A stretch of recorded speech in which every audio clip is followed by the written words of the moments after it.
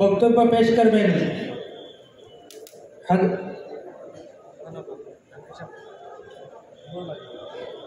तंजीम मदारिस कौमिया general secretary Darul Uloom बशकंदी मदरसा member शूरा हजरत मौलाना अब्दुल कादिर साहब अल कासिमी दामत बरकातुहुल आलिया।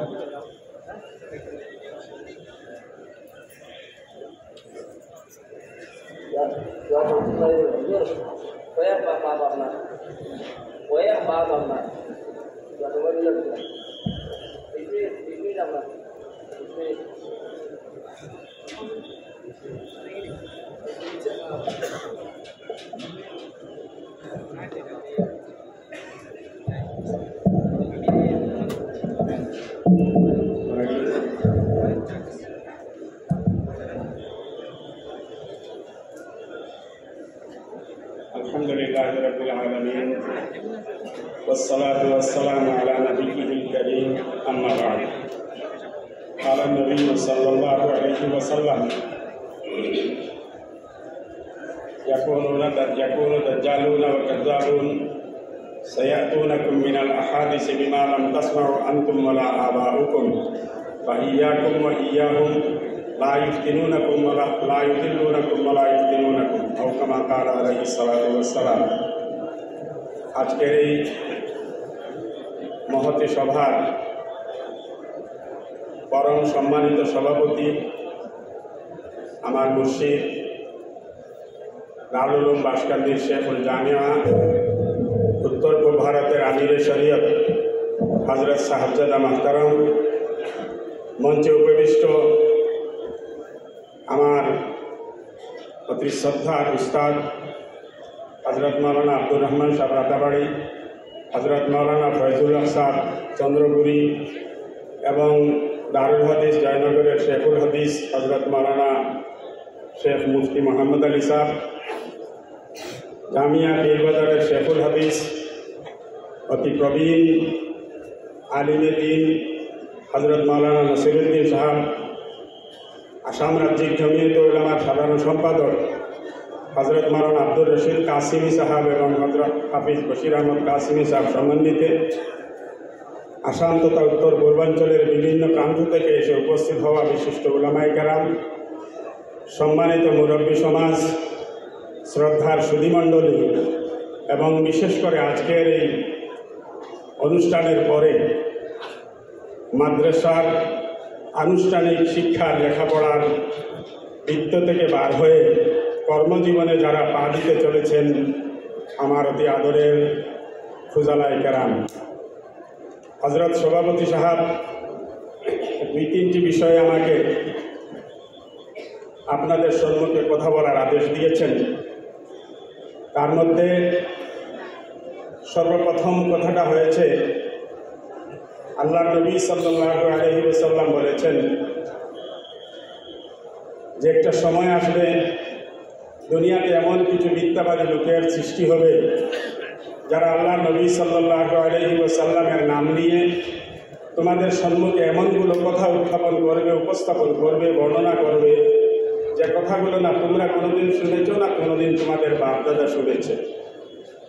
সেই কথাগুলো দিয়ে তারা তোমাদেরকে যাতে গোমরাহ পথভ্রষ্ট করতে না পারে, ফিতনায় ফেলতে না পারে, তার জন্য তাদের কাছ থেকে তোমরা দূরে থাকবে এবং তাদেরকেও তোমাদের কাছ থেকে দূরে রাখবে।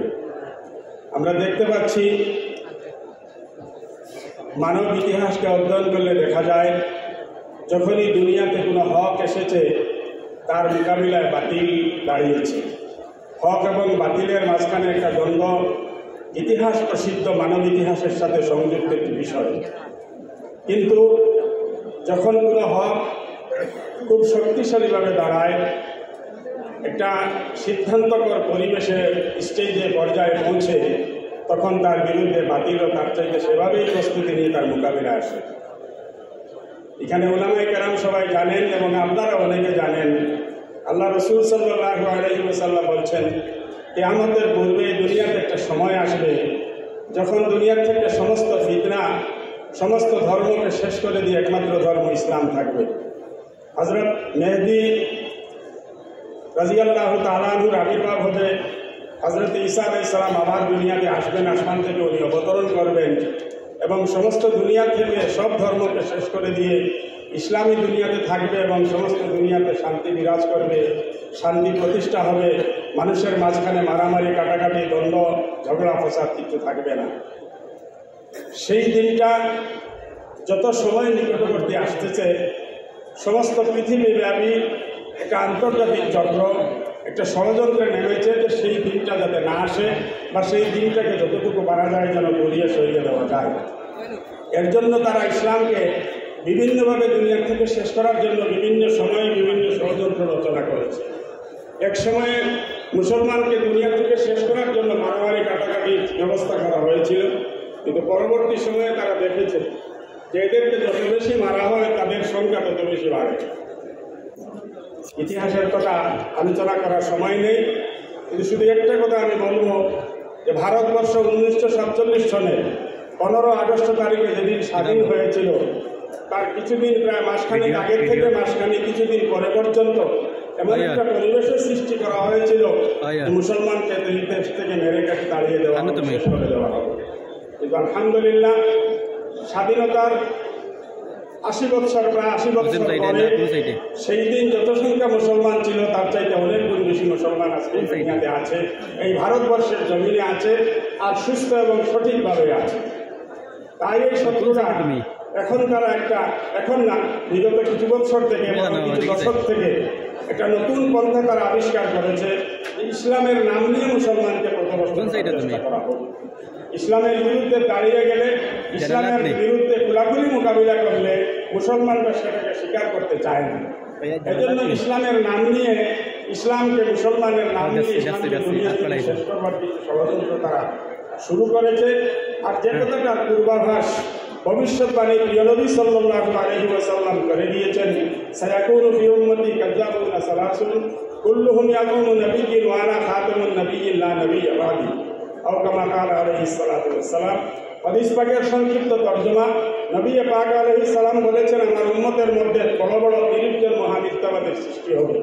ছোট ছোট তো অনেক হবে, অসংখ্য হবে, কিন্তু বড় বড় 30 জন মহামিথ্যাবাদী হবে যারা নিজেদেরকে নবী বলে দাবি করবে এবং আল্লাহ নবী বলছেন না না খাতামুন নবিয়্যিন, আমি সর্বশেষ নবী, আমার পরে আর কোনো নবী আসবে না।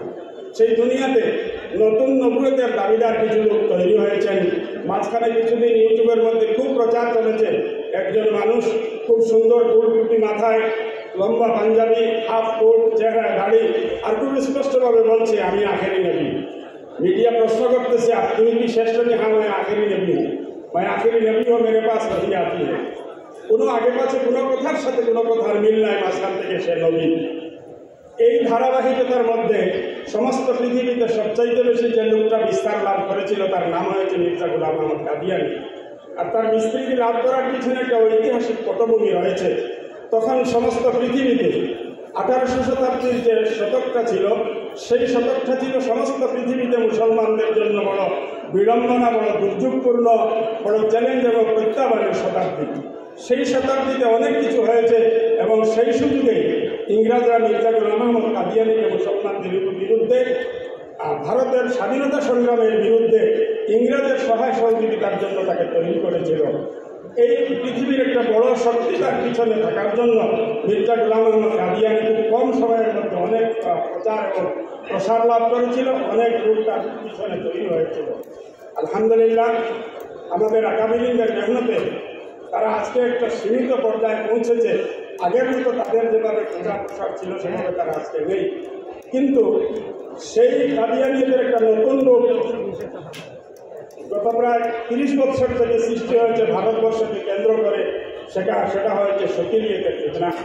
শকিল বিন হানিফ নামের একজন ব্যক্তি যার বিহারে জন্ম হয়েছিল, সে তাকে ইমাম মেহেদী বলে দাবি করেছে এবং তার ফতোয়া হলো যে আমাকে মেহেদী বলে বিশ্বাস করবে না, তাকে জাহান্নামে যেতে হবে। দীর্ঘ আলোচনার সময় নিয়ে আমি শুধু নাম বলছি। তার মাঝখানে আরও কিছুদিন আগে আমাদের এই প্রতিবেশী একটি দেশ থেকে একজন আহমদ রেজা গৌহর শাহী নামে একজন লোক তৈরি হয়েছে, জন্ম হয়েছে, যে তাকে মেহেদী বলে দাবি করে এবং তার সেই পদকে সে দাবি করে না, সে তাকে মেহেদী বলে দাবি করে না। কিন্তু তাকে যখন জিজ্ঞাসা করা হয়েছিল আপনি কি মেহেদী, বলছে আমি তো বলি না, আমাকে যারা বলে তাদেরকে জিজ্ঞাসা বলছে যে আল্লাহ নবী সাল্লাল্লাহু আলাইহি ওয়াসাল্লাম বলছেন কিয়ামতের পূর্বে যখন মেহেদী দুনিয়াতে আসবেন, মেহেদীর সমস্ত পরিচয়ের মধ্যে একটা পরিচয় হবে ইমাম মেহেদী নিজেকে মাহদী বলে দাবি করবেন না। মানুষ, তদানীন্তন মানুষ একটা বিশেষ পরিস্থিতির মাঝখানে একজন লোককে ধরেই বলবে আপনি আমাদের ইমাম, আপনি আমাদের নেতা, আপনার পিছনে আমরা চলবো, সেই লোকটাই হবে মেহেদী। এই রেজা আহমদ গওহর শাহী সেই পলিসিটা নিয়েছে, শুধু স্পষ্ট ভাবে বলে আমি তো আমাকে মেহেদী বলে দাবি করি না, যারা আমাকে মেহেদী বলে তাদেরকে জিজ্ঞেস করো তারা কেন আমাদেরকে মেহেদী বলে। এই একটা ফিতনা শুরু হয়েছে গওহর শাহী। এখানে মাদ্রাসার সাথে সংযুক্ত অনেক লোক আছেন। আমি একটা কথা শুধু বলছি, আজকের এই সভা এসেছেন আমার একজন সহকর্মী মৌলানা নুরুল আমিন কাসিমি সাহেব একদিন আমাদের পরিচয়টা শোনালেন। উনি উত্তর আসামের একটি বানাত মাদ্রাসায় গিয়েছিলেন, গিয়ে দেখলেন সেই মাদ্রাসার ওয়ালের মধ্যে গওহর শাহীর একটা এত বড় একটা কাঠ সেখানে ওয়ালের মধ্যে লাগানো আছে। উনি মাদ্রাসাওয়ালাদেরকে জিজ্ঞেস করলেন বা এটা কোথার থেকে এসেছে, কি তোমরা জানো? তো বানাত মাদ্রাসার শিক্ষক যারা ছিলেন তারা বলছে যে আমরা জানি না, কয়েকজন মহিলা এসেছিল এবং এই জিনিসটাকে আমাদের মাদ্রাসার ওয়ালের মধ্যে লাগিয়ে দিয়েছে, করে দিয়ে গেছে। এই ব্যাপার তাদের ষড়যন্ত্রকেও তারা এইভাবে প্রচার করার একটা নতুন পদ্ধতি হাতে নিয়েছে। তারপরে আহলে তৌহিদ পার হয়েছে, যারা নিজেকে মুওয়াহিদ করে দাবি করে যে আমরা অন্য কিছু না, আমরা শুধু মুওয়াহিদ। এই গওহর শাহী যে ফিতনা, এই ফিতনার একটা সবচাইতে বড় যে সবক সে তার মুরিদদেরকে, তার অনুসারীদেরকে দেয়, সেই সবকটা হয়েছে যে আল্লাহর মহব্বত যদি অন্তরে থাকে দুনিয়ার কোনো ধর্মের প্রয়োজন নেই। আল্লাহর মহব্বত তুমি যদি তোমার অন্তরে সৃষ্টি করতে পারো, না তোমাকে মুসলমান হওয়া প্রয়োজনীয়, না তোমাকে খ্রিস্টান হওয়া, না তোমাকে জৈন হওয়া, না তোমাকে হিন্দু হওয়া, কোনো ধর্মে তোমাকে দীক্ষা নেওয়ার প্রয়োজন নেই, তুমি সুদা জান্নাতে যেতে পারো।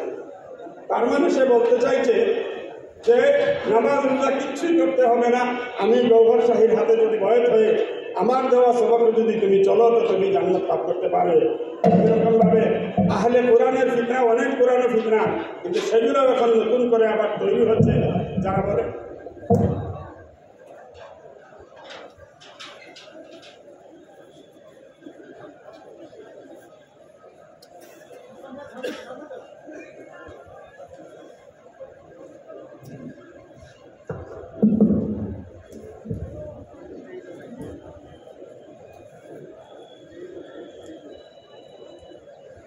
এইভাবে সে বলতে চাইছে যে নামাজ রোজা কোনো ইবাদত বন্দেগীর প্রয়োজন নেই, কোরআন যারা হচ্ছে তারা হাদিসের কোনো প্রয়োজন নেই, হাদিস ছাড়াই শুধু মানুষ লাভ করতে পারবে। এই বড় একজন লোক হুজাই এলাকায় গিয়ে বলছে মক্কা নেই, মদিনাও নেই, হাদিসও নেই, কিচ্ছু নেই, কোরআন কিছু, কোরআনের মধ্যে কিছু আছে, সব কিছু তাই যথেষ্ট, অন্য কিছু রাখবে না, নামাজও পড়তে হবে না, রোজাও রাখতে হবে না। সেই এলাকার কিছু নতুন নতুন আলিম ওলামা ওদের সাথে সাক্ষাৎ করতে গিয়েছিলেন, তোমাদের সাথে আমরা কথা বলতে চাই। আমার সাথে কথা বলতে যদি হয় তখন মাওলানা আব্দুল জলিল সাহেব রহমতুল্লাহ আলাইহি, রাজীব সাহেব রহমতুল্লাহ আলাইহি জীবিত ছিলেন। আমার সাথে যদি কথা বলতে তোমাদের নিয়ে আসো, আমি তোমাদের সাথে কথা বলবো না। তার সাথে কিছু লোক আশ্চর্যজনকভাবে তার সাথে কিছু লোক তার অনুগামী হয়েছিল। একদিন এই জায়গায় সে বসেছে, ওইগুলো আলোচনা করতেছে, একজন মুসলমান দাঁড়িয়ে হাতে একটা রড দিয়ে বলছিল যে আজকে তোমার সাথে আমার এই রডের দ্বারা ফয়সালা হবে। ওখান থেকে যে গিয়েছিল তারপরে আর কোনোদিন সেই জায়গায় যায়নি। বলার উদ্দেশ্য হচ্ছে এইভাবে বিভিন্ন দিক থেকে মুসলমানকে বিভ্রান্ত করার জন্য ইসলামের নামে ফিতনা চলছে। সেই ফিতনার থেকে আমরা বাঁচব কী করে, সেই বাঁচার একটা সংক্ষিপ্ত পদ্ধতি, আমি দুটো পদ্ধতি বলছি। প্রথম পদ্ধতি হয়েছে আমাদের যারা নবপ্রজন্ম, আমাদের যারা নসলের নতুন যারা আমাদের সন্তান ভবিষ্যৎ প্রজন্ম আসছে, তাদের জন্য দিনের বুনিয়াদী ইলমের জন্য সলাহি মক্তবের ব্যবস্থা, যেটা আমাদের উলামায়ে কেরাম, ভারতবর্ষের জমিয়ত উলামা এবং বিভিন্ন সংগঠন উলামায়ে কেরাম মিলে 1952 সালে 1952-তে দিনী তালিমি বোর্ড গঠন করেছিলেন। সেই দিনী তালিমি বোর্ডের সঙ্গে আসাম তথা ভারতবর্ষের বিভিন্ন জায়গায় সব জায়গাতেই মক্তবের প্রচলন আছে।